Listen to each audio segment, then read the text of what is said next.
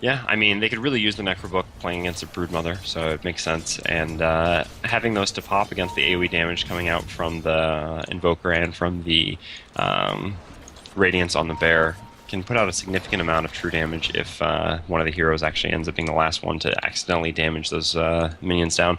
So we'll have to see if that works out for him, how soon he can actually get to that item. I mean, he is still pretty behind in farm. Taking a look at the gold per minute, he is only at 199, which is pretty low. I mean, considering that he's in the sacrifice lane, it's not terrible. But I mean, you're looking at a Brood who's a full 60 GPM higher, so not great for him by any stretch of the imagination. Smoke Gang coming in on bottom, and another thing that we need to point out with that Lich is a great counter to the Lone Druid with his ultimate. If the Bear and Lone Druid are grouped up together, it's very, very devastating. Roar coming in, though, on Enigma, coming in before the Black Hole. Ultimate coming off now. Bear and Lone Druid are clumped up, just like I was talking about. It's bouncing back and forth. And Invoker will get taken down by the Nature's Prophet. Now the Lone Druid is getting taken down before he can buy his Radiance. Dire's top tower is under attack. Yeah, PotM did exactly what they needed to do there, but meanwhile the Broodmother has pressured the top tower a little bit, but is going to be forced out of there. Makes up a few more Spiderlings before running off. I assume we'll throw down another web, but it actually has 5 seconds on it, so it could be a little exposed here, but should be just fine. But yeah, PotM doing exactly what they needed to do once they realized how close that Lone Druid was to getting up that Radiance. Pressuring bottom as much as possible, even before they got there and actually won the fight. He just wasn't able to farm at all, sitting about 300 gold away from finishing up the Radiance, which is really got to be frustrating. I mean, he went from that 15-minute Radiance timing to now looking at 17 or 18 minutes probably, and that's much more reasonable Radiance, something more even in line with Lone Druid, who actually didn't Radiance Rush, actually hadn't gotten boots or something like that. So, yeah, I mean, that's really what they needed to do at this point in the game. I agree completely. Meanwhile, top Sunstrike coming in there, misses on the Sand King. Broodmother up to 56 creep kills, still just having the boots and the poor man's shield at the moment. Looking at the experience difference now, 3,500 in the favor of Dire, and just about even in the gold accounts. So PotM able to bring it back in time there. Looking at GPMs, 446 on the Sand King, 365 on Invoker, 341 on the Lone Druid. Yeah, the problem is that the Sand King is going to be really good for them, except if the Lone Druid is capable of keeping that Radiance burn around where he is trying to go. Because, I mean, he did go for Vanguard, so he's pretty tanky. And actually he's setting up for a Blink Burrow Strike Epicenter, but actually completely missing. Broodmother backed off the creep wave just in time, and his ultimate actually is going to be down for 2 minutes now, basically for nothing. But what I was going to say is, because he went the Blink after the Vanguard, didn't go anything like a BKB, he is going to rely on that Blink initiation for the Epicenter. And with that Radiance burn, it's a very easy way to disable his ability to blink in, so that it could actually end up being a problem for them. The fact that they've situated so much of their farm onto this one hero, who could potentially be disabled from doing what he's supposed to. PotM coming in here for a Roshan at the moment. He is currently at a quarter of his health. We will see it go down. No support here coming in from Simplicity at the moment. So Roshan will fall down, and Storm Spirit going to pick up the Aegis of Mortal.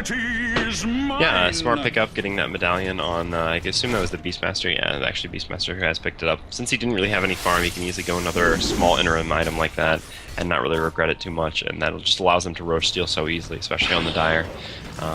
So yeah, I mean, just smart decision making there from PotM, knowing how to get slightly further ahead.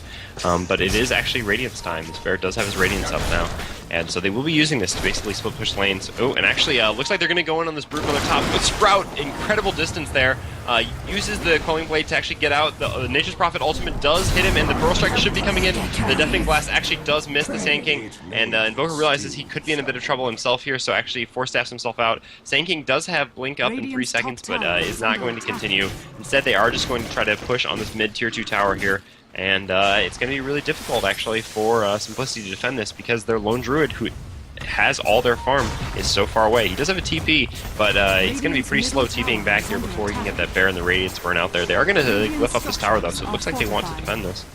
Yeah, this is where it comes into play with those wards only being level 1. They're not doing as much damage as they could be here, helping the counter push, but Lone Druid does come in with that Radiance, like you said now, and we will see this push back a little bit.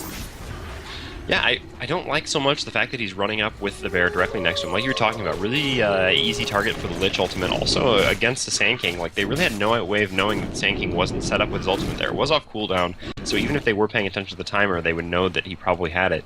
And I don't know. I mean, he really exposed himself there to getting Blink initiated on with an Epicenter by running next to the bear. That you really should send the bear significantly ahead of yourself once it has the Radiance. Exactly. And normally times you see people using the bear with the phase boots, getting even further ahead and running through the creeps and just using the Radiance burn to pick off late heroes as they run around. Yeah, he actually has placed his first set of boots on himself instead of his bear, which is also a bit unusual since he has the Radiance up on the bear. I'm surprised he doesn't give it the at least regular boots for now, just to make it that much easier for it to stick next to heroes and apply that Radiance burn. But it looks like they're doing this to kind of keep himself safe, because they are going to push this tier 2, tier 1 tower here. Epicenter Sand King coming in, only going to finish off the Venomancer. Venomancer not even able to get his ult off. Speaking of ults, Lich ult bouncing around doing a ton of damage to that lone druid, who just cannot separate from his bear. And he's going to be in a lot of trouble here. He's going to go down, and there goes their Radiance. So they basically have nothing left in this fight. Invoker down as well, 2 heroes left, and yeah, Enigma's not going anywhere. Still has his ultimate, but no one to use it on. And Furion is actually going to TP after this Broodmother. Broodmother doing the smart thing, actually, and just TPing out as soon as she saw the Furion TP. Actually, smart move from her, and even manages to TP to the bottom tower, not even back to base. So heads up play from the Broodmother there, but I don't know. This Lone Druid is really just kind of failing them, to be perfectly honest. 3 heroes down there for Simplicity, and like that fight right there was the prime example of what I was talking about with the Storm Spirit Veil, with the mobility of running in and out of the fights, picking off heroes, and was able to pick up, I believe, a double kill there. Yeah, double kill for him and a double kill for Sand King. Yeah, and that's at least 1 tier 2 tower, if not 2. I would imagine they're going to try to push this next one in the middle here. We'll have to see if Simplicity can actually defend it. They do have the Radiance Bear still up now because he actually was still on cooldown, hadn't actually been killed there at the top tier 1 tower. And resummon, so they will actually be able to Radiance burn them back, but without a glyph, we'll have to see if they can defend. It looks like PotM Bottom understands that they can't really push this to the Radiance, and they're just going to back up, go back to farming, and look for another opening with that Fury and Storm combo you were talking about. Yep. And Kabop is doing an amazing job. As we saw earlier, he was level 1 when the Lone Druid was level 8. He's now level 10, the Lone Druid level 11. So, I mean, Kabop's experience is just, it's going through the roof. He's doing such a great job farming for PotM Bottom. Yeah, and he has 3,000 gold now, so he has enough to buy up Necro Book 1. Necro Book 1, not really that amazing. I mean, you really want to get to 2 or 3 before you really worry about using it too much, so it looks like he's just going to keep farming out, maybe keep his options open. Still really anything is possible. With the mobility they have, he could even consider going for a Blink. Would certainly be a possibility. He's heading over to the side shop now, so that could be what he picks up, or just a TP. And I don't know, we'll have to see. I'll be interested to see exactly what Kabop's choice is here. And actually, we spent 2,000 gold on the Courier, and he's actually going for boots of travel. So he's going to be able to travel around to so yeah, I mean, I was talking about the mobility with the Storm and the Fury, and I guess that's just another way of getting it. Without the Blink, being able to use the boots of travel and TP to your Hawk, basically anywhere on the map, is going to allow them to essentially 3 global presence heroes. Yep. And I mean, he can always just TP straight to Furion's trees, wherever Furion is as well. Yeah, that's true. So, yeah, Simplicity can have a lot of trouble defending this. Basically can be attacked anywhere at any time now. And, I don't know, they're really going to have to try to apply as much pressure as possible with this Broodmother to prevent PotM Bottom from, I don't know why, that's like the 3rd time this game I've wanted to call them Complexity, and I don't really know why. I mean, I guess it's just there's only so few top American teams that it's just kind of easy to get them confused, I guess. But I don't know. But yeah, to prevent... Epicenter came in there, though, on Invoker, and Invoker will go down to that Epicenter from Sneaking. Yeah, Snaking has his Veil now, too, so, I mean, he's really farmed, and he's really been very liberal with his Epicenter use. Hasn't been saving it at all for team fights, been perfectly content to use it to pick off a single hero, and it's really been paying off for them, because with these pickoffs, they've been able to get towers. Very nice job there with the mobility around the map. We see non-stop ganking and pressure coming in from PotM Bottom. Looking at the experience. Broodmother going for a Spider Surround actually on Kabop here. Pops her ultimate, and Kabop is going to go down here. Actually, the Storm flying in, but the Broodmother does manage to kind of spawn Spider Link Sharp. Fury and ult actually is going to be enough to finish off the Broodmother with the Fury, or with the Storm Spirit. But nice play there by this Brood, getting a surround on Kabop, forcing Kabop to take a death there. Still, though, nice retaliation by the Storm. And Cloak now up on Lone Druid, something we don't really see normally on him. And just another thing that was talking about the experience gain right now, 15,000 experience in favor of PotM Bottom at the moment, and almost 8,000 gold advantage. Simplicity did very, very well early on. They just need to get back into where they were. They were shutting down PotM Bottom in almost every lane. and they had the gank support, and we just haven't seen that lately. It just seems like they sat back and let PotM Bottom farm up, and now PotM Bottom on the offensive and ganking all over. Yeah, the problem was Simplicity had really nice lanes and a good lane setup, so they were able to execute that really well. But once they got into the kind of this mid-game gank-oriented play, PotM Bottom just has such a better lineup for that with the Furion, with the Storm Spirit, and even now with that traveling Beastmaster. So I don't know. I mean, essentially they just need the Broodmother to constantly apply pressure as much as possible to prevent PotM Bottom from kind of focusing on a tower or an area of the map and keeping those heroes down. But the problem is, PotM Bottom has done such a good job keeping dust and sentries and everything to kill this Brood that Brood just hasn't been able to split push the way she wants to. Exactly. And she's forced into situations like this where, I mean, she's really not her strong suit at all. Yeah, they've just took down the Brood so much with the help of the Axes and the Caustic Finale that she hasn't been able to do anything, like you're saying. And I mean, even with the push that they have, it just doesn't seem enough to counter push PotM Bottom at the moment, especially with the universal teleportation as we've been talking about. Yeah, I really like to see, though, the Lone Druid using his, like, right now when they're all bottom here, he should have his bear up top, pushing out that lane, just using the Radiance Burn to take down the creep waves. I mean, he's doing that now, actually, bottom kind of. Oh, and actually the mid tower went down. But, yeah, I mean, when he moves, he's constantly moving around with the bear, and he needs to use the bear separately from himself a bit more if they want to get back into this game. He did such a good job farming early on. It's kind of a shame that he hasn't been able to utilize it very effectively. Yep. And a Necro Book is being built now by the Beastmaster. Yeah, so, I mean, they will have that up to kind of, I mean, the problem they're going to have is obviously this ganking and everything is great, but they still have to find a way to high ground, and Necro units are a great way of going high ground, so it makes sense that this is the point in the game where they start picking that up, although a blink is actually up on the Enigma. Enigma did get that mech and now has a blink up. Couldn't really afford to go BKB against a Beastmaster, and they didn't really have the time for it either. They'd need a big ult from Enigma to try to turn this game around now. So that makes sense that he picks up the blink. Now they just need to try to hide him and hope that PotM Bottom comes in and pushes high ground here. Yeah, like we just haven't seen Simplicity really come in with the aggression they had. We've only seen at least, I think I want to say, one black hole this entire game, and that was very early on in mid lane. Yeah, I mean, yeah, those were great black holes. And actually, Storm is going to jump in. They're going to go straight for the Lone Druid here. This cloak might be helping him. Storm actually is going to go down. Huge FB center coming in from Sanking. And Storm will be back up with the Aegis in 1 second. Should be jumping after that Invoker, I would assume. Yep, jumps straight to the Invoker. Invoker goes down. Lone Druid has bought back and has his bear back up, but the Enigma is going to pop. Enigma not getting a black hole on anyone.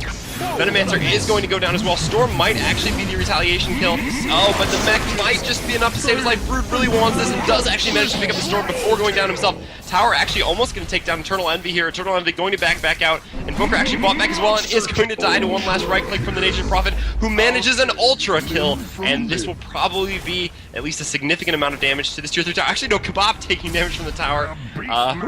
Two heroes who almost died at that tower there, the Lich and the Beastmaster. But both managed to survive, and like I was saying, they should at least do a fair amount of chip damage to the tier 3 tower now. Although I guess with the Radiance up, maybe they just can't. Yeah, and Kebab now has his Necronomicon after that huge fight there. Big props to Kibbles playing the Nature's Prophet. They're able to pick up that Ultra kill and caused at least 2 buybacks there on the fact of Simplicity. Yeah, with that Invoker and the Lone Druid buybacks, I mean, they're really going to be... Oh, and actually getting glitched. I guess snaking. But yeah, they're really going to be hurting for farm now. I mean, those two heroes just really needed to get into their next items at this point in the game. But Lone Druid sitting at 28 minutes with only a single set of boots, a cloak, and a Radiance. That is not good at all for Lone Druid. I mean, if we take a look at his gold per minute now, it has settled down. Well, it's still 327, but for Lone Druid at almost 30 minutes, that's really just not acceptable. And they are actually, bottom that is, going to take another Roche now, and I'm sure they will use this probably to push in and end the game. Yep, PotM Bottom was able to get there exactly the time that Roshan came right back up. They were, I think, 10 seconds off, so definitely the coordination and communication of the team able to just be on task and on time for everything. But we see a counter attack coming in here for Simplicity now. They are all smoked up. There was a sentry ward there, actually, though, that did reveal them, so really nice play by PotM Bottom. Sanking going to get a huge stun out, but is not actually going to be able to get the epicenter off. Thanks to a cold snap from the Invoker. Storm Spirit does have the Aegis, though. Huge black hole, actually, from the Enigma, catching all the stuns, and they are actually going to go down. Sanking will maybe die to the Radiance Burn. No, actually not enough. Meanwhile, Storm Spirit just causing a ton of havoc with Simplicity. The Lone Druid has been distracted completely and is basically bailed on his team, who was just getting picked off by that Storm Spirit. So even despite a great Black Hole from the Enigma, PotM Bottom still taking that fight, and that just shows how far ahead they are. Yeah, looking at it now, over 25,000 experience difference now for PotM Bottom. The Prophet 9-0-16 at the moment. 8-1-14 for Sand King. 8-3-13 for the Storm Spirit, and 5-2-8 for Lich. Yeah, poor Kebab, the only one not to get any kills. Left to see if he can manage to pick one of those up in the last couple minutes of this game here. But yeah, I mean, just a overall very dominating performance in the mid game from PotM Bottom here. And actually, Storm Spirit jumping in again, has that Hex up and just going to Hex the Venomancer. Venomancer going to actually might survive here thanks to the mech from the Enigma. Nature's Prophet doing a ton of right-click damage, is going to pop the ult. Will the ult hit? The ult does not hit the Venomancer. Lich ult actually is going to bounce, but also not actually managing to kill off anyone. But they don't really care, because the entire time they've been doing this, their team has taken the tier 3 tower, and racks are going down. Mech Charge coming up, healing up. I don't know why I call it Mech Charge. Thank you, Toby. Not a charge at all. Tornado actually coming out from Invoker, and actually messes up the epicenter point just a little bit there, but the Nature's Prophet does still manage to get a kill. Aegis triggered from the Storm. The Enigma is probably going to go down here. Yeah, it does manage to go down to Sand King. Sand King on a godlike streak, and both racks down mid. Actually, the Lich actually does die and has Kebab picked up a kill. Kebab has actually picked up a kill on the Lone Druid. Meanwhile, Invoker is going to go down to the Nature's Prophet, Storm Spirit, and Sand King. See if they can finish on the Venomancer as well. Yeah, Venomancer definitely dead. Storm Spirit with way too much mana. And I have to assume that would just be GG's at this point. But maybe Simplicity's going to keep playing and wait for PotM Bottom to take one more racks. But they are already obliging that bottom with the tier 3 tower down to about half health. Yep, there was a genocide there for all you Han fans. And GG from Simplicity comes out. PotM Bottom takes it. 35-9 currently is the final kill count. So PotM Bottom will move on to play the winner, which looks like, are you level 7 yet? Meanwhile, we have a couple other results come in. Skill difference, beating Hydra. They'll play the True Sight and everything. And we'll get to our next match with you guys very, very soon. Stick with us. Gamer University Open number 2 with Fire Flash. And hurry. Thanks, guys. Thanks for tuning in. Thanks for the teams.